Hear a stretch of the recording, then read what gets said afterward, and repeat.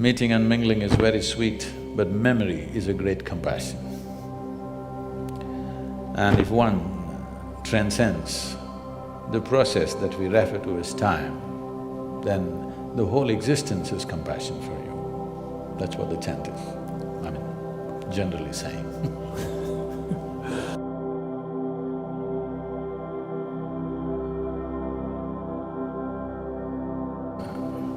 There is existence outside, and there is you or me as individual human beings. We have not seen the world. We know it only the way it's projected in the firmament of our minds. When we say mind, in English language, mind is just one word and supposed to encompass everything. But in the yogic terminology, we have 16 parts of the mind which function distinct functions. And there are a whole lot of practices and processes through which one takes charge of these 16 dimensions of mind.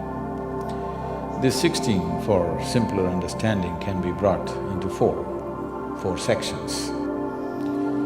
The first dimension of the mind is we are referring to as buddhi, or what is generally considered intellect. It is the intellect. I think modern societies, particularly modern education, has become too overly focused on the intellect. Aristotle, you know. I'm not talking about your boy because of…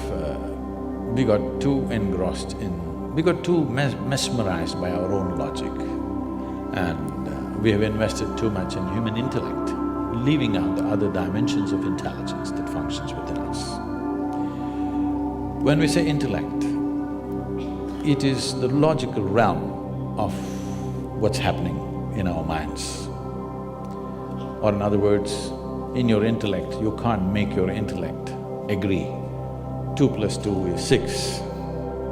It has to be 4, otherwise you'll think it's crazy. So, it's factual, it grasps the facts of life and assimilates and makes an analysis of that and lets us penetrate through the world. Or in other words, intellect is like a knife, the sharper, the better. Knife is an instrument which is used for cutting things open.